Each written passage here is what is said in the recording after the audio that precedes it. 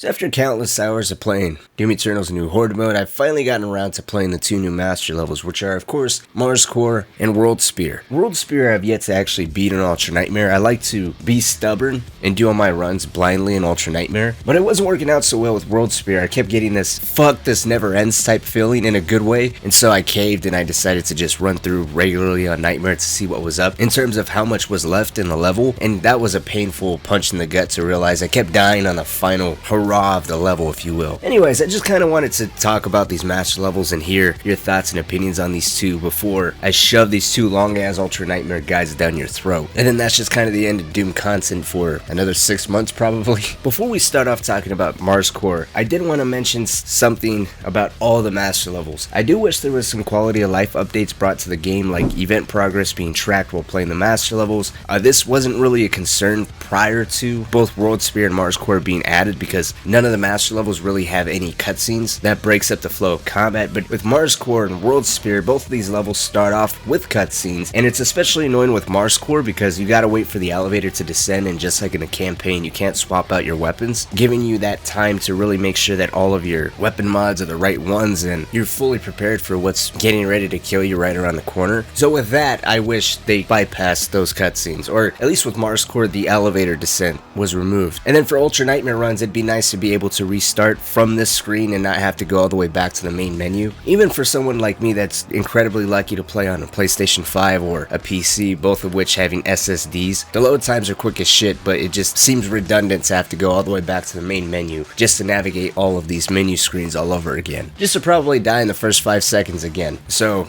while hopeful, we'll see if anything changes. Right now, the whole feeling with this last update's kind of bittersweet, because you don't really know what's next for Eternal, if there is anything at all. We kind of have a vague, we might get some changes to the encounters in Horde mode, but we'll see what happens. In the meantime, enjoy these two new levels that really show off how good we've gotten in combat encounter designs and utilizing the synergy between the demon classes that challenge your knowledge and skill at the Doom Dance. Now, traditionally with the master levels, with the first three, Cultist-based Art Complex and Super Gore Nest, you went through the levels like normal. The arenas and the layouts were essentially the same as the campaign. What really was the main question was, what the hell am I going to be facing now? The main challenge came from the encounters themselves. You were still able to judge your progression to the level and roughly how long was left. You know, fighting Spectre Whiplashes, then a Marauder and Fog, 2 Tyrants and a Doom Hunter with respawning carcasses, a finale with a bunch of Archviles and Tyrants. Even Taurus Nabad somewhat followed the same level progression with you being aware and having a rough idea of what was left within that level, but it was here where they started to build a little more off of that. They had some scary twists that still haunt me, like the Coin Room that starts off harmless enough but ends with escalating to being pressured by Barons, Hell Knights, Prowlers, a buff totem with carcasses, Cybermanks, or even being closed off in the small rooms with the double Archviles and Tyrants. And then they changed up the arenas a little bit more, with towards the end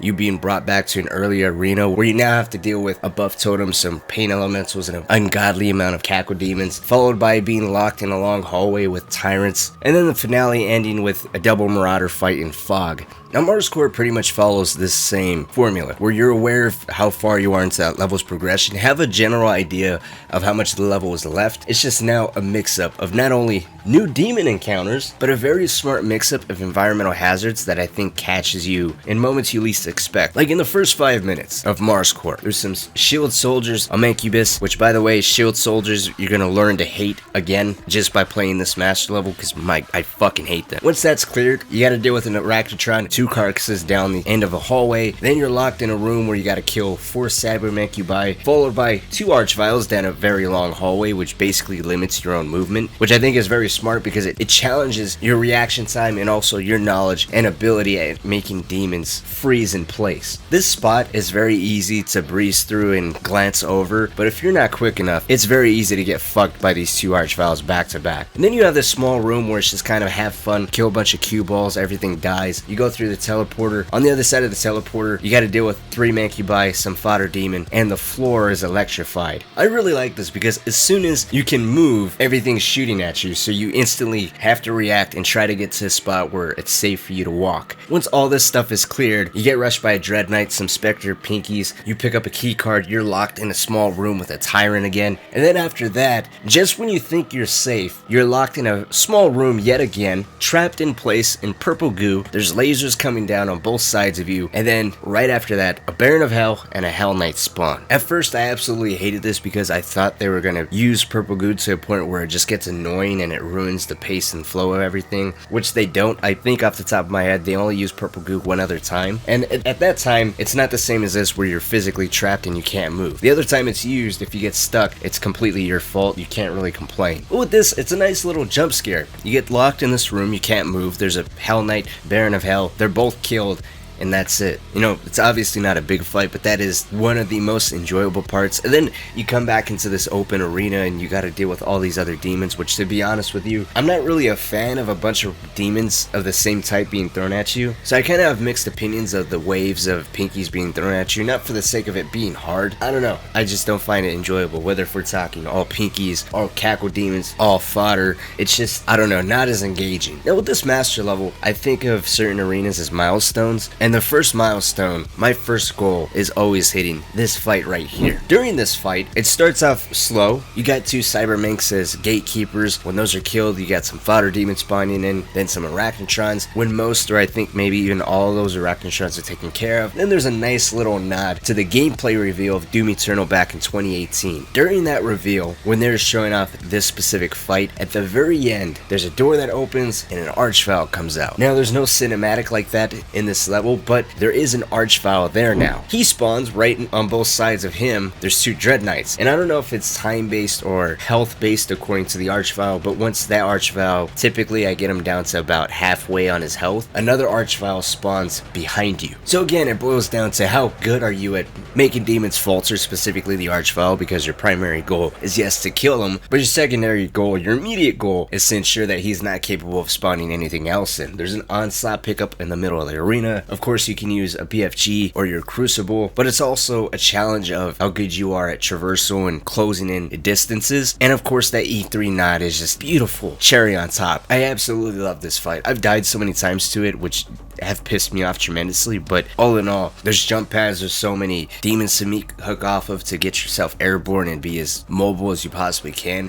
The incidental encounter immediately after this is one that can instantly kill you too, because you don't realize how dangerous an Arachnotron's turret next to the volley attacks from two carcasses really are at a distance, because those three things, their spread covers such a wide area that it's very easy to underestimate them and get yourself killed. And as soon as you drop down, you have two pain elementals spawn in, and all the way across on the other side of the platforms, there's an Arachnotron, two carcasses. So my immediate goal is always to kill those two carcasses, deal with the pain elementals, and then try to kill the Arachnotron, because you gotta kill all that stuff in order to progress forward. And then of course you're locked in a room with some Doom Hunters and a Prowler, and then you're caught off guard with this very tight space, having to backtrack to get rid of this buff totem that's in the middle of the purple goo.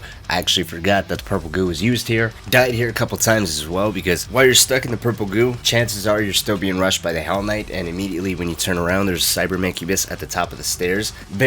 Very evil setup if you're not expecting that shit. And of course, there's a lot of other things to talk about, but I want to continue on to mention the other milestones, or memorable fights, I guess you can call them. The double Marauder fight in this arena, just like the double Archvile fight, starts out very slow with a bunch of fodder demon. Little by little, heavier demons start being introduced until finally you get a Marauder. When the Marauder's health is down to a certain point, a second Marauder spawns in, and it seems like everything continuously spawns until both Marauders are dead. Now, to be completely honest with you, on paper, this fight is hard, because you have Whiplashes rushing you, you get Cybermechs, you get Hell Knights, but if you use the 2 monkey bars in the arena, and you can continuously stay airborne, and you pick and choose when to use Flame Belch, Sticky Bombs, Chainsaw to get all your resources back, you use Lock on Burst to systematically get rid of, say, Whiplashes and Hell Knights at key points. If you're doing that, you can actually easily chip away at both Marauders' health with Sticky Bombs, charge Arbalest shots at their feet, frags. It'll take you a while, 100%, yeah. It'll be a minute, but you can clear this fight no problem. And that's what I really like about this fight, because you're being pressured by all these demons, but as long as you stay airborne,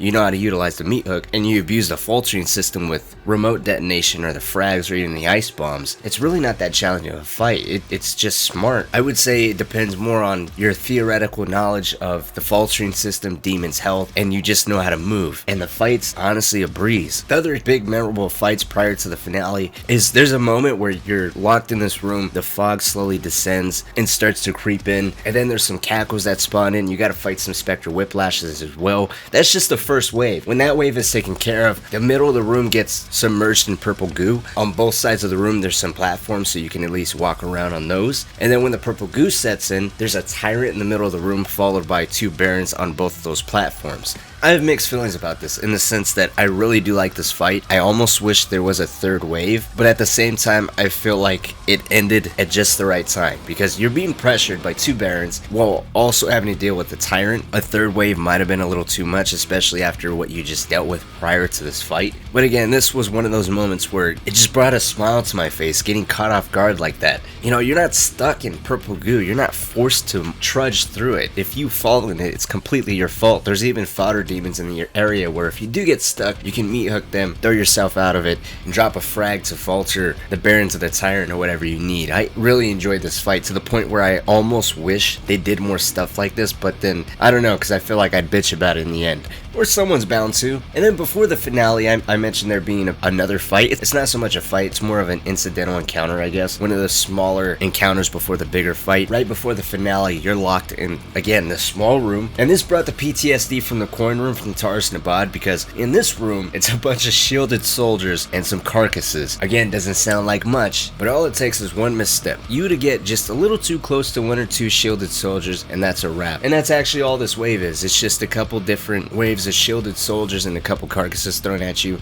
I think it was just a nice nod to the Taurus Nabad coin room, just enough to get everyone's heart rate up, and then right when you expect something more, it just ends. But shield soldiers and carcasses in this number, I think it's very easy to underestimate. And then the final arena, you got 3 or 4 main waves. With this, again, I can't compliment how smart a lot of these encounters are, because the arena is so large and you have so much space for you to move that regardless of whatever you're really facing, you have the outlets and the opportunities to escape and gain some of your resources back. And depending on your own personal skill level, multitasking is really going to determine how quickly you breeze through these waves, because it's all about eliminating more of the heavier demons. But there's so much fodder demon being thrown at you, you can get some resources back with chainsaws, flame belches, a sticky bomb at soldiers' feet followed by a glory kill. There's even a wave where you have to wait for a certain amount of time for a buff totem shield to go down, which was fucking hectic. I think during that wave, and maybe even during this entire arena fight, what bugged me the most was prowlers. I don't think I've been hit by prowlers so many times or being caught off guard by a prowler so much times as I was during this specific arena. But all in all, I genuinely love every part of Mars Core's Master Level. I think the pacing in this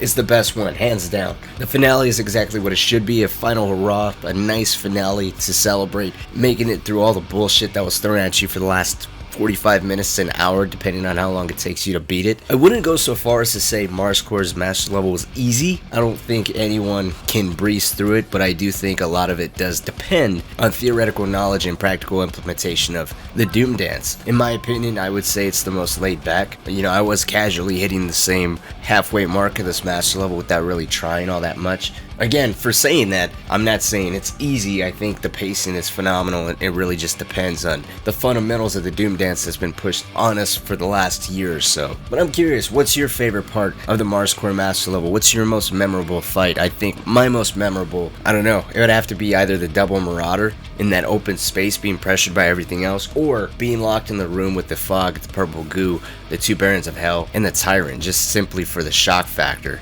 But let's talk about World Spear now. World Spear did something that I kind of wish all the Master Levels did. Not only did its software break up the monotony by switching up the demon encounters, introducing a lot of interesting environmental hazards that really aren't seen in any other level, but they also changed the level's pacing altogether. At certain points during this level, you're actually going backwards, and you're thrown into entirely new arenas. And so earlier, as I mentioned, while Mars Core follows the traditional sense where you'll have an idea of where you are during that level's progression, and you have an idea of what's left or what's next, with the World Spear, all of that gets thrown completely out the window. Halfway through the level, everything completely changes, and you lose all sense of what the hell's next. Now, every demon type is in this Master Level, so while in the main DLC you don't see Cursed Prowlers or Chain Gunners until Reclaimed Earth, in this Master Level you get all that right off the bat. I think it's in the first main encounter you're already dealing with your first Cursed Prowler. But unlike Mars Core, I don't want to talk about the bigger fights. I want to talk more about the fucking surprises. I don't think during my entire time playing Eternal I've ever audibly said oh fuck until this specific encounter with the Marauder, because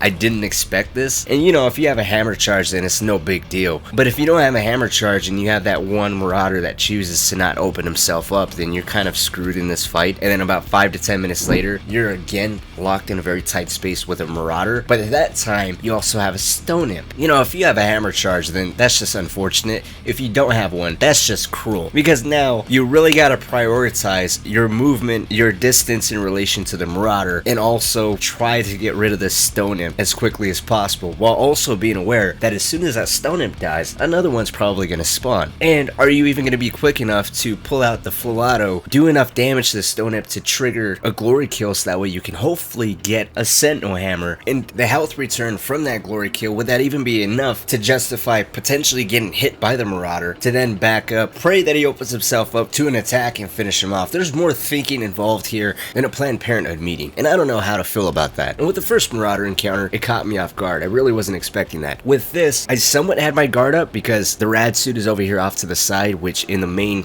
DLC story, that's a BFG charge if I'm not mistaken, and that's already a trap. So I was expecting something, just not quite that. And up until this point, World Spear's master level already has a lot going for it. You're seeing a bunch of demon combinations that you weren't really expecting at certain times that catch you off guard. You're already introduced to environmental hazards like vertical and horizontal lasers that are spinning, and when you touch them, the consequence is similar to the Blood Angels effect, where it slows you down but you're also taking damage from it. And it's around this time where the level itself now starts to change and be broken up. Itself first shows Meat Hook platforming a little extra love by redoing this whole section right here with 3 spinning shields and then another smaller spinning shield blocking the Meat Hooking point itself. The fountain where you're stuck in purple goo was also redone. Gonna be honest with you, not really a fan of this. I didn't like it in the main DLC level, and I don't like it here. Now, just because I don't like it doesn't mean it's not clever and it's got its own elements to figure out, but I stubbornly at this moment refuse to try and figure it out. I keep passing it, but it's just mashing buttons if I'm being honest. I personally just don't really like the movement hindrance here. If there's anything I could change, it would just be get rid of the purple goo in this. If that would mean doubling the demons, that's fine. I'm sure you probably can't do that, but the movement hindrance kills it for me. After that, you're presented with a small incidental encounter, then you're dropped into this big open space, which at first glance doesn't seem like anything has really changed besides a few meat hooking points, and then of course some extra demons, because this is a master level after all. That is kind of a given. But they added a second round where when that round kicks off, you again have these environmental hazards that are introduced, and along with these environmental hazards, 3 archviles spawn. Not simultaneously, I believe the first one spawns and then the other 2 spawn based off of the previous archviles health. But as I mentioned with the Mars Core master level, whenever an archvile spawns in, naturally your instinct is to close the gap between you and them and negate their ability to spawn any more demons. But because now there's horizontal lasers blocking your path, the meat hooking points now seem even more important, because before, where you could just use it as a means to drop a hammer or launch some aerial attacks, now it's really your best way of navigating this environment, because you don't want to get too close to any demons because everything is naturally frenzied. A very smart mix-up on knowing how to properly move and prioritizing your targets, and then of course keeping your distance with any of those annoying types of demons like Dread Knights, Hell Knights, and Gargoyles that can really fuck you up when they're affected by a buff totem. I also want to compliment this encounter right here. Basically, you're launched into this open environment. A roof is placed on top of you so you can't really jump down. There's a bunch of blood punch pickups, a lot of pinkies. One of the pinkies are possessed, and then it's just a matter of moving around side to side. There's no verticality allowed here. Now on paper, this would be an encounter that I thoroughly hate, right? Because I just complained about the main elements that this fight consists of. Massive numbers of the same demon type, quote unquote, mindlessly being thrown at you, and then you have a movement hindrance, which for me, which kind of affects me very deeply, because I am someone that yeet hooks or throws myself in the air quite a lot with the meat hook, and I obviously can't do that here. However, the difference between this fight and the other 2 fights that I talked about is when it comes to the same demon types being thrown at you non-stop, in Mars Core, there's nothing different. It's just a bunch of pinkies mindlessly being thrown at you. Here, there's a movement penalty now. But it's not as severe as the purple goo, where you have to rely on the falters from grenades, explosives, ice bomb to give you that breathing room, wait for your meat hook to cool down to get you out of that specific spot. You can still move freely here. There's just an element to it that's taken away, and you're placed in a position where you got to face a number of these demons that really excel at this type of encounter. Unlike in Mars Core, where you can basically just throw yourself in the air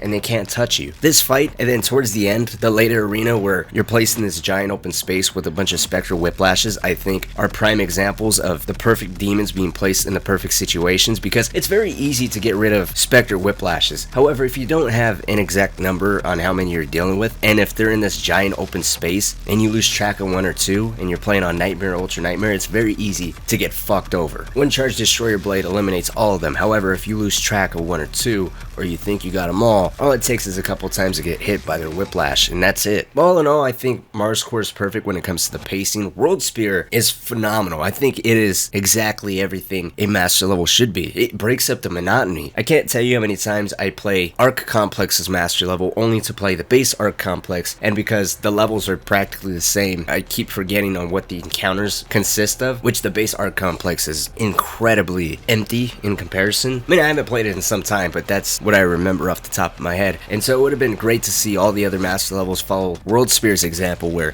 the level's broken up and you can tell right off the bat, okay, this is what I'm going to be facing. The level's paced completely different, so it's not the same progression from this arena to that arena, which helps stave off the feeling of boredom even longer, because everything is completely different. It feels almost like an entirely different level, with the exception of course, the atmosphere. I mean, I seriously can't compliment World Spear enough. I think when it comes to this one though, my favorite encounter, there's a couple different dome fights, but I love this one.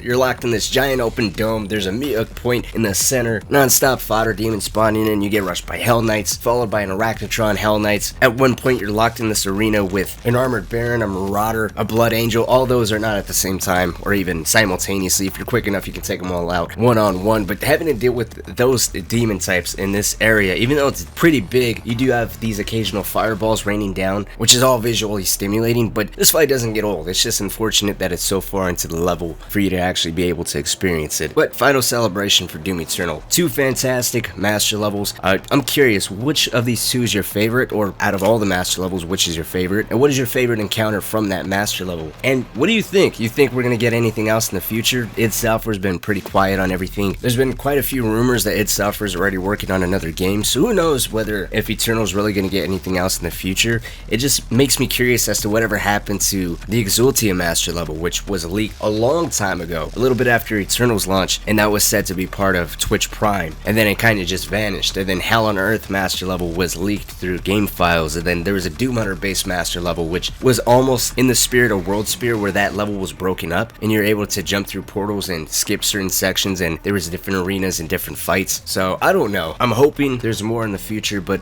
obviously only time will tell. But like always, thank you guys so much for watching a much longer video than usual. And then of course, like always, shameless plug, if you guys haven't joined the Discord yet, link is always down below in the pinned comment. Feel free to join. We don't just talk about Doom, we like to bully each other. It's a nice community hobby of ours. Really solidifies a familiar bond, you know?